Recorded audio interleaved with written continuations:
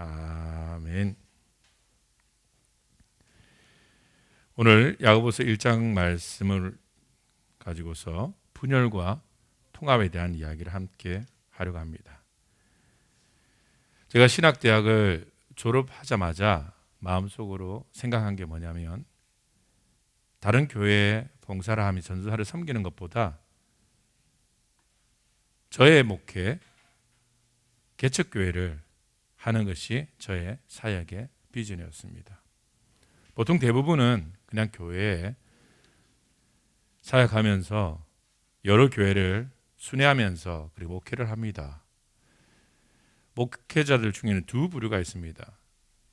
있는 교회에 가서 순회하면서 사역하는 순회 목회가 있고, 그리고 자신의 교회를 기도하면서 개척해 나가는 그런 목회자들로 두 개 크게 나눕니다. 제가 교척을 해서 지금까지 오면서 적지 않은 시간인데, 그 교회 개척을 하고서 목회를 하면서 몇 번의 위기를 경험하게 됩니다.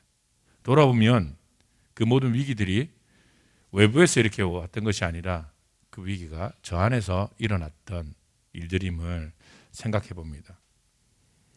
나름대로 소망을 품고서, 그리고 자긍심을 가지고서 주를 위해서 하나님 기뻐하시는 그런 교회를 한번 꼭 세우고 싶다. 그런 교회로, 내가 꿈꾸는 교회가, 하나님께서 기뻐하실 그 교회가 이 포도나무 교회, 이 바인 교회를 통해서 이루어질 수 있겠다는 생각, 그리고 그 기대를 가지고서 교회를 시작합니다. 여러 가지 변화들이 있었지만은 나름대로 이 소망을 품고 사역하는 그 과정에서 사실 지하교회, 이 작은 지하교회, 그전에는 지하에서 모였으니까요. 지하교회에 성도들이 오기란 쉽지가 않을 겁니다. 그리고 바로 뒤에는 우리 한 100m도 안 되죠. 저쪽에는 수영로 교회가 있었습니다. 부산에서 제일 크다고 하는, 그리고 잘 모이고 잘 된다는 그런 교회가 바로 앞에 있었는데, 그 바로 앞에 조그만 지하에 교회를 한다는 것이 여러 상황에서 어울리지 않는 그림이었습니다. 그래도 저는 한 명, 두 명이 전도되어지고, 기도, 새벽 기도회, 그리고 금요 철학, 수요 예배, 모든 예배를 주일도 오전, 오후 함께 나눠서 예배를 다른 큰 교회가 하는 것처럼 다 하면서 단 한 명이 앉아 있어도 저는 기쁘게 찬양하고 기쁘게 예배할 수가 있었습니다. 그런데 그 자체에 큰 의미를 두고, 그리고 그것이 하나님의 일이라고 생각하고, 단 한 영혼이라도 나를 필요하는 사람이 있을 때, 또 그 사람들을 위해서 기도하고 예배해야 될 자리가 필요할 때 우리 교회가 그런 자리가 된다는 그 마음에서 나름 뿌듯하고 행복한 그런 목회였습니다. 겉으로 봤을 때는 힘들고 어려움이 보여졌지만은 제 스스로는 그렇게 생각했는데, 그러면 저의 마음은 언제 무너지냐면은, 언제 힘들고 언제 위기를 경험했냐면은, 사람들이 주위에서 가까운 사람들, 가족일 수도 있고 가장 가까운 사람들이 저를 걱정하고 이 교회를 걱정하면서 했던 그 말들이나 그 반응들이 굉장히 저를 힘들게 하고, 저의 이 하나님을 향한 그 소망을 흔들어 놓는 그런 기회들이 굉장히 많았습니다.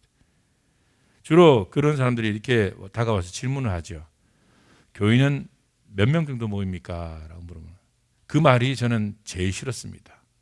그 모이는 몇 명이 저의 능력과 저의 사역 전체를 평가하는 것처럼 들렸기 때문에 걱정해서 했던 말이지만은, 그런 말을 들을 때, 그리고 그 말에 제가 흔들릴 때가 우리 포도나무 교회의 가장 큰 위기들이었습니다. 아직도 몇 명밖에 되지 않냐.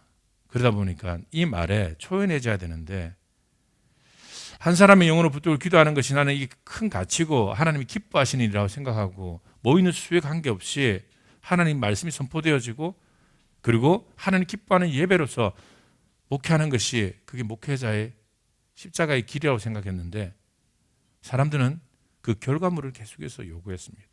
몇 명이 모이냐, 교회가 부흥해야 되지 않느냐, 많이 모여서 교회를 새로 짓고 큰 교회들처럼 그렇게 해야 되지 않냐라는 말. 처음에는 소신을 가지고서 이런 말들을 저항할 수 있었는데 나중에 저도 점점 이 말에 흔들리게 되는 겁니다. 왜 이렇게 사람이 모이지 않을까? 포인트가 바뀌어버렸죠. 한 사람이 영혼이 있어도 그 사람을 위해서 예배하는 것이 내 개척의 시작이고 그런 교회를 만들고 싶다고 시작한 그런 여정이었는데 그 여정 가운데 사람들의 평가의 이야기를 들으면서 점점 제 마음이 한 사람의 영혼에 보이지 않는 겁니다. 그 한 사람보다는 빈자리가 더 많이 보이는 거예요. 마음이 불편한 겁니다. 2명이 오다가 한 분이 안 오면 또 그날 설교하면서도 그리고 한 주간 동안 마음이 무겁게 눌리고 우울한 감정에서 벗어나지 못하는 저를 봤습니다. 그때가 우리 교회의 가장 큰 위기였어요. 외적인 어떤 시련이 왔을 때는 다 감당할 수 있는 그러한 일들이었지만은 내가 하는 목회가 사람들의 이야기처럼 사람들의 평가처럼 초라하게 느껴질 때 그때가 가장 이 교회를 이끌어가기 힘든 시간이었다는 것입니다. 나는 믿음으로 이 개척교회를 시작할 때 이게 초라한 거라고 생각하지 못했는데 모든 평가하는 사람들이나 바라보는 사람들이 이야기하는 사람들이 이 자체를 그냥 초라하게 생각하는 거예요. 그러면서 그 사람들의 말을 듣기 시작하고 그 사람 말들에 내 마음이 이 사로잡히는 것을 경험했습니다. 하나님의 부르심은 사실 인원이 뭐가 중요하겠습니까? 예수님 말씀대로 한다면은 목회자들은 다 십자가의 길을 가야 되지 않습니까? 고난의 길을 찾아가야 되지 않습니까? 그런데 사람들이 영광을 기대하는 겁니다. 많이 모이고 큰 교회를 세우고 여러분 우리나라에 큰 교회에 문제없는 교회가 있습니까? 그 큰 교회를 세웠던 목사들이 문제없는 사람이 거의 없습니다. 세상의 가치로서 사람들이 평가하고 세상의 가치로 다가오니까 사실 거기에 대해서 믿음을 가지고서 나는 하나님 부르심을 따르고 있다. 그곳이 어디일지라도 찬송가에는 아굴골짝 빈들에도 주님 부르시면 간다고 그렇게 얘기하는데 그 길을 가는 사람에게 왜 그 길을 가냐고 말하는 세상 앞에 내가 당당히 이게 믿음이다라고 말할 수 있는 그 소신을 점점 잃어버리고 내 마음은 두 사이에서 갈등하기 시작합니다. 하나님의 부르심과 그리고 세상의 기대, 세상 사람들의 어떤 평가 이 사이에서 하나님 부르심을 쫓아야 되는데 사람들의 기대가 또 나의 마음을 흔들어 놓습니다. 마치 이 두 감정이 하나님의 부르심은 여기 있다면 세상 사람들의 기대와 세상 사람들의 나를 향한 바라보는 그 평가가 이쪽에 있는 겁니다. 저는 그 중간 사이에서 이곳도 저곳도 서지 못하는 어느 자리에도 만족하지 못하는 그 불안한 마음, 분열된 마음으로 목회를 한 적이 있습니다. 이 마음이 분열되니까 제일 먼저 찾아오는 게 뭐냐면은 목회가 일이 되어버리는 겁니다. 예배 드리는 것도 예배를 인도하는 것도 설교를 하는 것도 일이 되어버려가지고 노동이 되어버리는 거예요.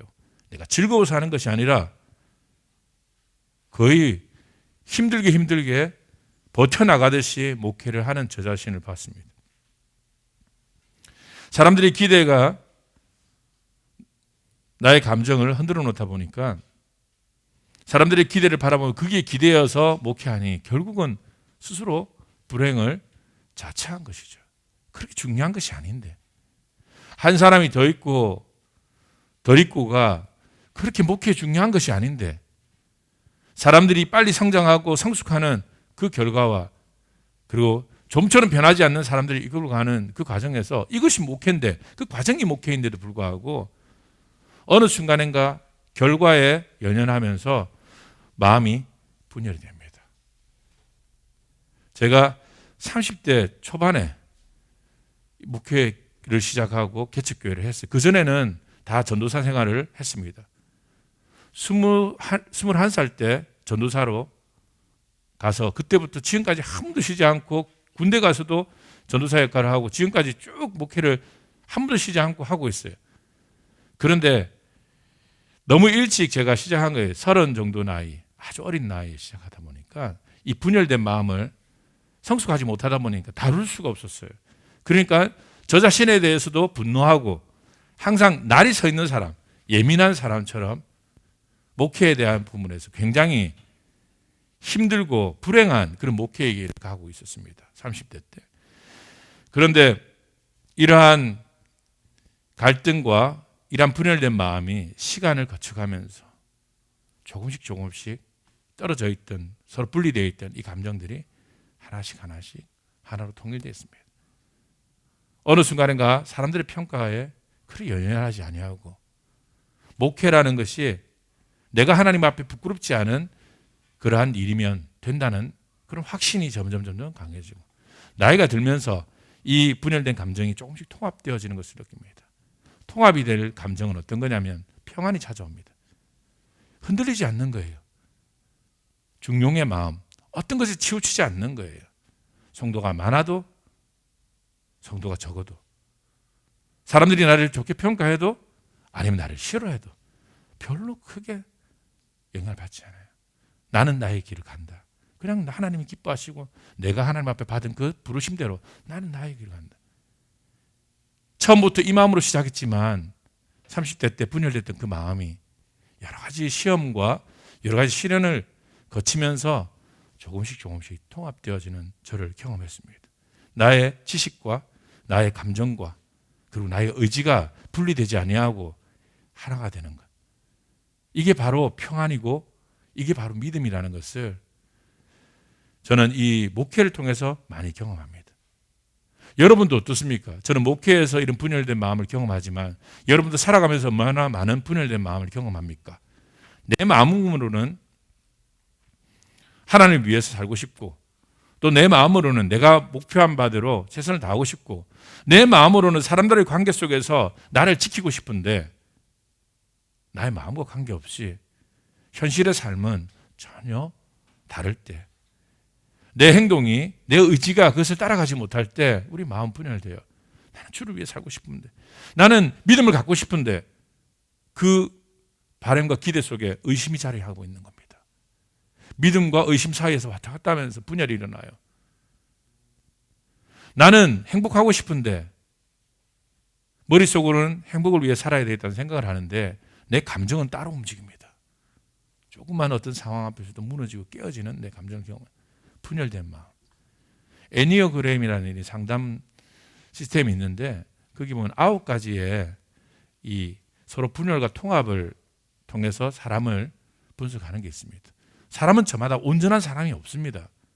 항상 이 분열 속에서 갈등하고 이 분열이 괴리가 크면 클수록 그 사람은 불안한 인생을 사는 겁니다. 그러나 이것이 하나로 통합되어지는 것, 그게 사랑의 경험이고 우리 신앙인에 있어서는 하나님을 만나는 경험입니다. 내 생각과 내 감정이 서로 저항하지 아니하고 내 감정과 내 의지가 서로 갈등하지 않는 겁니다. 하나가 되는 겁니다. 내가 생각하는 대로 살고 내가 기대하는 대로 감정으로 느끼는 것, 이것이 바로 통합의 마음입니다. 그러나 우리가 이게 잘 되지 않죠. 신념은 있지만 항상 마음과 감정이 서로 갈등하죠. 이러한 업다운이 계속되는 겁니다. 여러분, 사람이 호르몬적인 영향에 의해서도 나이가 40 넘고 50대 넘으면 감정이 업다운 됩니다. 쉽게 감정이 달아오르고 쉽게 감정이 가라앉습니다. 심한 사람은 하루에도 몇 번을 울다 웃다를 반복하고, 이제 정상적인 사람들도 긴 주기를 두고서 그 바이오리듬이 우리에게 영향을 줍니다. 그러다 보니까 이가 극과 극으로 치닫는 감정을 추스리지 못해가지고 이게 통합되지 못하면 결국 우리가 말하는 병에 걸리는 거예요. 정신분열이 오는 겁니다. 분열. 그래서 40대 때, 50대 때 꼭 해야 될 게 뭐냐면은 신앙을 갖는 겁니다. 내 안에 신념을 붙드는 거예요. 칼 융은 그래서 이 심리적으로 신앙을 갖지 못한 사람들은 이 분열을 다룰 수 있는 방법을 알지 못하기 때문에 어떤 집착이나 그리고 중독에 빠진다는 거예요. 그 중독이 부정적인 거면 삶은 정말 피폐해지죠. 그래서 여러분, 무게중심을 잡을 수 있는 그 통합된 마음이 필요합니다. 양극단으로 치우치지 아니하고 중용으로 중심의 무게를 잡는 것이 필요한데, 믿음이 그 중용의 힘을 갖는, 무게중심을 갖는 데 가장 중요한 키포인트가 된다는 겁니다. 그래서 우리가 경험하는 이 분열을 어떻게 다룰 것인가, 야고보서는 아주 명확한 말을 하고 있습니다. 우리가 마치 의심을 하고 우리가 믿는 바 신념에 대해 저항해 올 때 그 저항을 이겨내지 못할 때 마치 우리는 바다의 파도처럼 우리의 마음이 그렇게 출렁인다는 거예요. 아침에 먹었던 마음과 저녁에 먹었던 마음이 다른 거예요. 새벽에 잠이 부른데 깨어가지고 눈을 껌뻑이며 생각했던 그 수많은 생각들, 내가 어찌할 수도 없는 그 문제들 앞에서 우리는 이 생각 저 생각을 하면서 그렇게 힘든 그러한 에너지 소비를 하고 살아간다는 겁니다. 좋은 것을 생각했다가도 잘 될 거야 했다가도 어느 순간인가 안 될 것 같은 생각이 그 마음을 버티지 못하게 합니다. 계속해서 우리는 흔들리는 거죠. 통합되지 않아서 그렇습니다. 우리 마음이 우리의 지정의가 통합되지 않기 때문에 그러한 결과를 낳게 됩니다. 더블 마인드를 해가지고 두 마음, 이 되게 묘한 표현입니다. 마음이 있는데 마음이 두 개가 존재할 수 있는가? 실제 그 물리적으로는 이게 불가능한 것 같이 보이지만은 우리가 살아보면서 이런 경험을 하죠. 믿으면서 동시에 의심하고 사랑하면서 동시에 미워하고 이런 우리가 설명할 수 없는 감정들이 우리 안에 존재한다는 것입니다. 그래서 믿음과 의심과 사랑과 미움과 화평과 갈등이 우리 안에 끊임없이 소용돌이 칠 때에 그 소용돌이 치는 그 바다를 잠잠케 할 수 있는 것, 그 마음을 다스릴 수 있는 것, 이것은 바로 우리가 통합된 마음, 믿음이라는 겁니다. 그리고 그것을 하나로 묶을 수 있는 것을 우리는 사랑이라고 얘기합니다. 내가 생각하는 대로, 내가 마음이 가는 대로 행동하는 것. 우리가 제일 쉽게 경험할 수 있는 게 바로 그겁니다. 어느 누군가를 사랑하면 내가 그 사람을 생각하지 않으려도 생각이 나고 그 사람을 위해서 뭔가를 내가 해주고 싶은 마음이 생기는 거, 행동이 따라오는 거. 사랑이 가장 여러분이 경험하기 쉬운 통합된 감정, 통합된 마음입니다. 신앙도 여러분이 하나님 앞에 나올 때에 하나님 앞에 믿음으로써 여러분의 감정을 조율해 가면 이 통합된 감정을, 통합된 삶을 경험할 수가 있습니다. 많은 사람들이 감정이 통합되지 못하고 그리고 삶이 그 생각과 통합되지 못해서 흔들리는 인생을 살고 있습니다. 오늘 성경 말씀에는 그러한 사람들은 정함이 없다 그랬습니다. 정함이 없다. 정함이 없는 마음이랬어요. 마음을 정하지를 못하는 거예요. 이 선택장애 같이 이것도 선택할 수 있고 저것도 선택할 수 없는 그 갈등 속에 살아가는 거예요. 세상에는 수많은 선택을 앞에 두고서 갈등하는 인생보다 여러분 믿고 용기를 가지고 선택하는 인생이 여러분에게 더 큰 행복을 줄 겁니다. 내가 선택함으로써 잃게 되는 그 다른 선택을 생각지도 마시고 바라보지도 마시고 여러분은 여러분의 길만 가면 되는 겁니다. 내가 정한 길, 나의 신념, 내가 붙드는 그 가치에 맞는 삶을 그냥 가면 되는 겁니다. 누가 뭐라 한들 다른 사람의 평가와 다른 사람의 이야기와 그리고 순간순간 찾아오는 나의 개인의 그 생각의 흔들림을 붙들지 않으면 삶은 불행해질 수밖에 없습니다. 그래서 믿음의 가치는 바로 여기 있는 겁니다. 분열된 나의 감정을 하나로 묶어놓은 그것이 믿음입니다. 내가 믿고 그대로 행동하는 용기만 있다면 우리는 통합된 감정을 경험할 수 있습니다. 통합된 삶을 살 수가 있습니다. 통합되지 않은 이 분열된 감정은 쉽게 우리의 마음을 무너지고 우리의 삶을 무너지게 만듭니다. 그리고 우선순위가 막 뒤죽박죽이지 뭐부터 해야 될지 모르는 거예요. 뭐가 더 중요한지 모르는 거예요. 중요하지 못한 것을 위해서 에너지를 소비하고 나의 물질을 소비하면서 정말 중요한 것을 소홀히 하며 살아간다는 겁니다. 로마서 7장에 보면은 바울은 이 두 마음을 가지고 굉장히 고민하고 있습니다. 나는 하나님을 찾고 싶은데 내 속사람으로는 하나님을 찾는데 내 겉사람이라는 표현을 씁니다. 내 겉사람은 전혀 하나님의 의지와는 관계없이 살아간다는 거예요. 내 마음의 소원은 선을 쫓아가는데 내 겉사람, 세상 속에 보여지는 나는 악으로 그렇게 퇴색되어 있는 자기 자신을 괴로워하면서 하나님, 나 같은 사람은 어떤 사람입니까? 나는 어떻게 해야 주님 앞에 갈 수 있습니까? 라고 우리가 그렇게 위대하다고 생각하는 바울 또한 이런 갈등에서 벗어나지 못했습니다.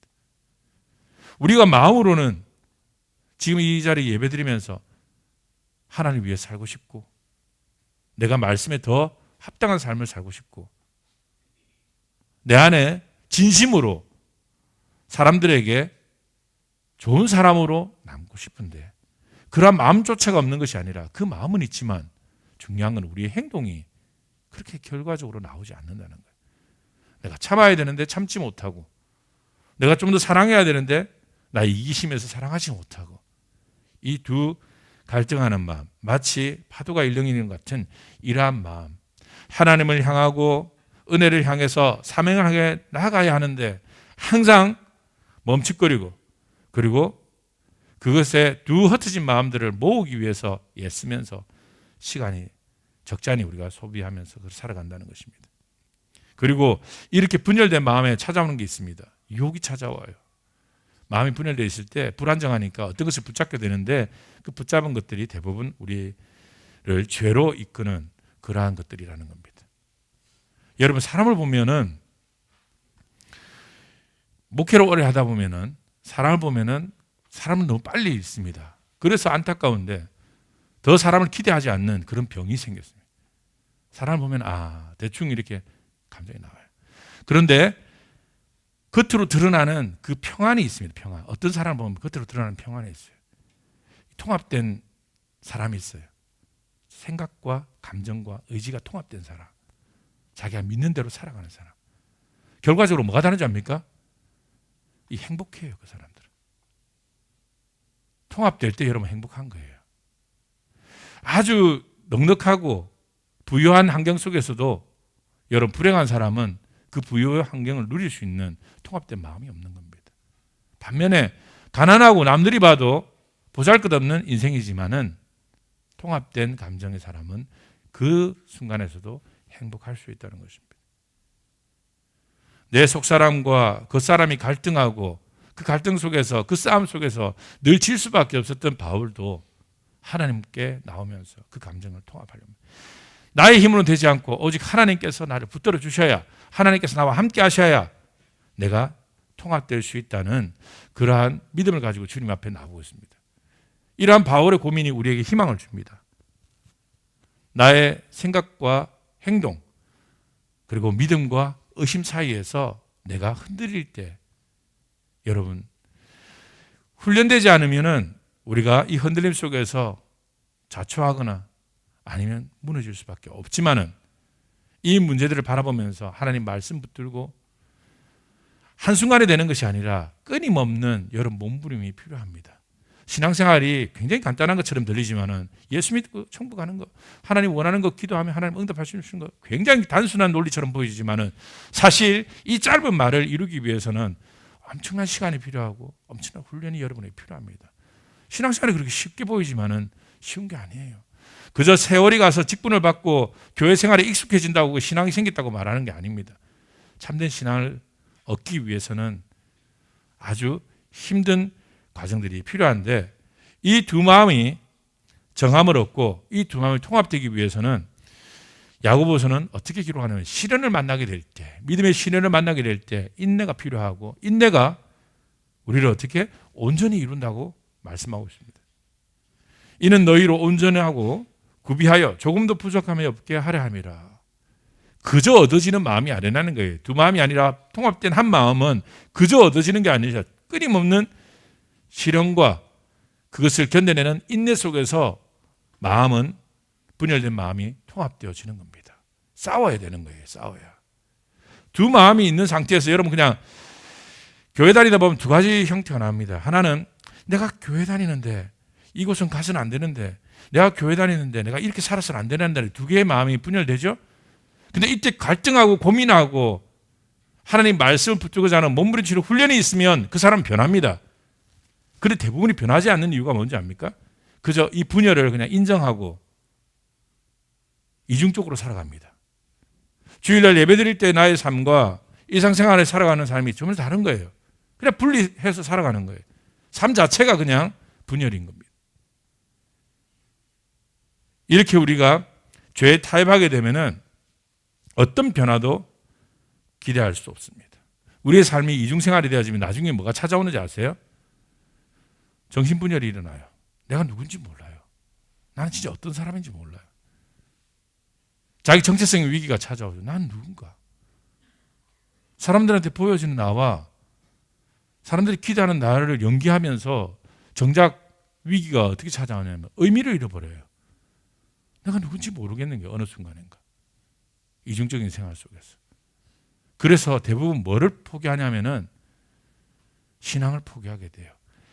제 친구들이 같은 또래들이 한 200명이 모여가지고 거기에 한 20명 정도가 목회자가 되고 또 거기 한 10명 정도가 선교사가 되고 굉장히 신앙으로 두터웠던 친구들이었는데 그 친구들이 이 대학교를 다 가고 나오고 대학생활을 하면서 거의 살아남은 사람은 믿음으로 버티고 살아남은 사람은 50명도 채 되지 않아요. 그리고 목회를 하는 친구들도 그렇게 많지도 않고 다 어디에 흔들리지 않습니까?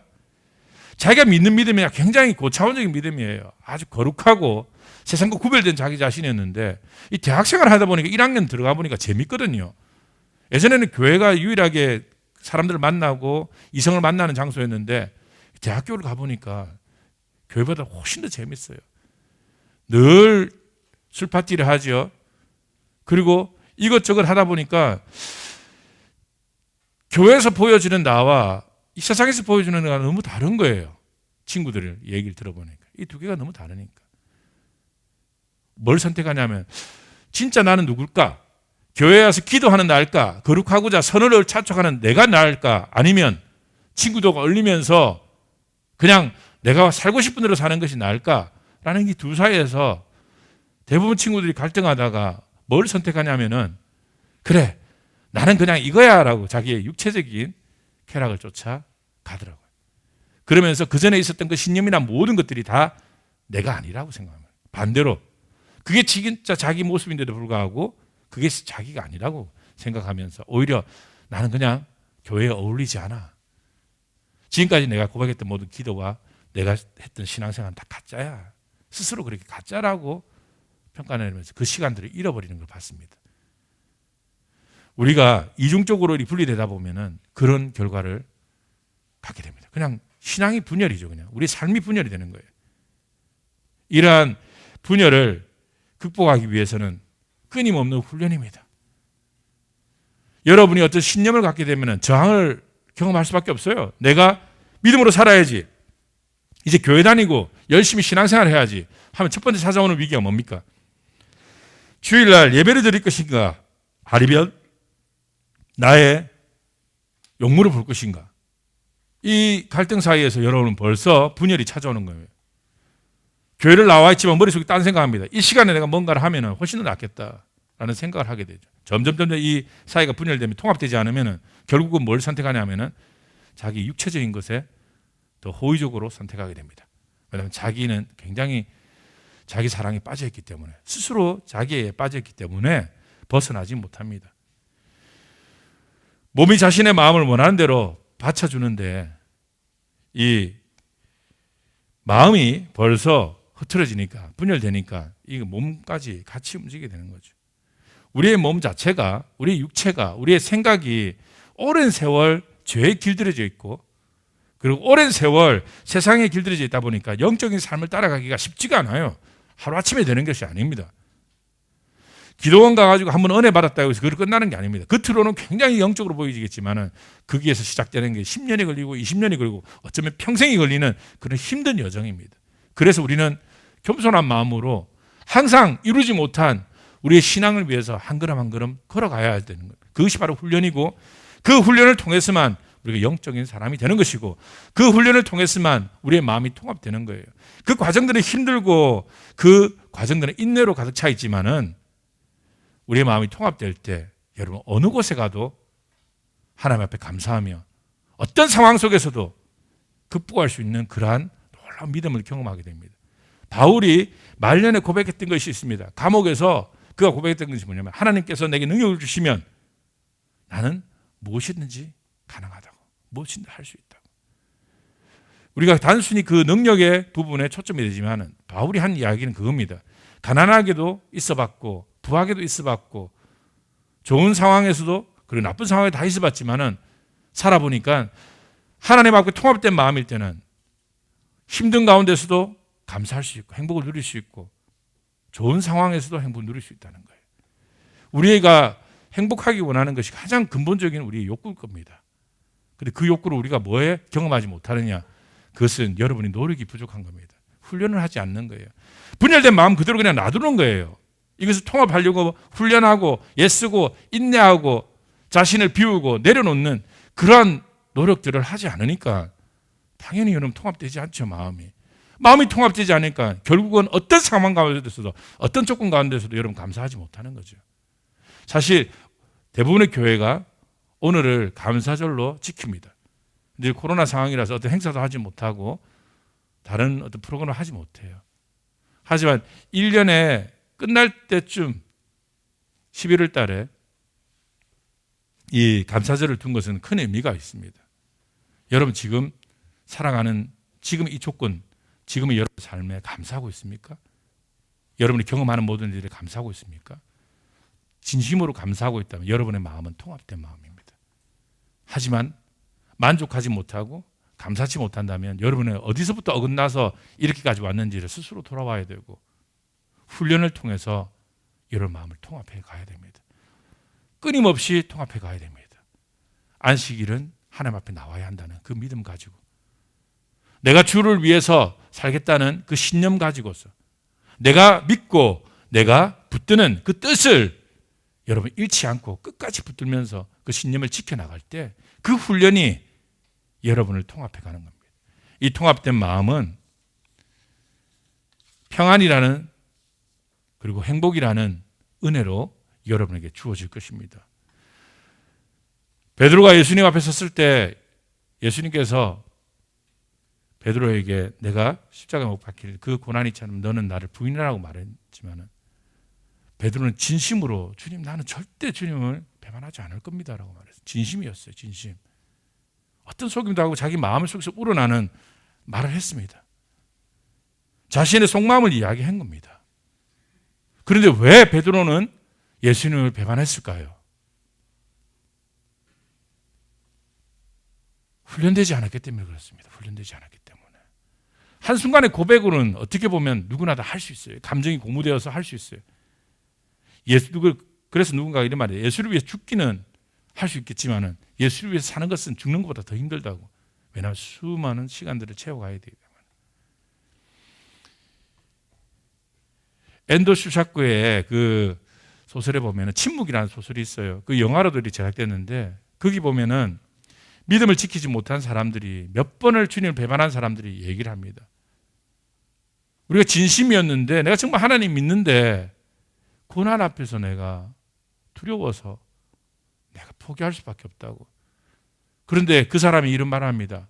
우리 같은 사람도 그래도 하나님이 필요하지 않느냐고.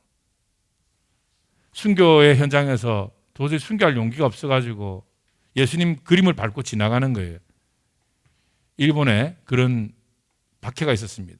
예수님 그림을 밟고 지나가고 그냥 침을 뱉고 지나가면 살 수 있기 때문에 예수님 그림을 밟고 침을 뱉고 살아남은 그 사람들이 하는 말이 그겁니다. 내가 정말 하나님을 사랑하는데 정말 하나님 안에 살고 싶은데 이런 연약한 나도 조금만 어떤 유혹 앞에 시련 앞에 무너지는 나도 하나님을 사랑하지 않냐고. 그래서 그 소설이나 그 영화에서 말하는 건 뭐냐면 믿음이 과연 뭘까라는 거예요. 완성되는 것이 아니라 제가 이해한 거는 믿음은 완성되는 게 아니라 끊임없는 싸움이라고. 끊임없는 훈련이라고.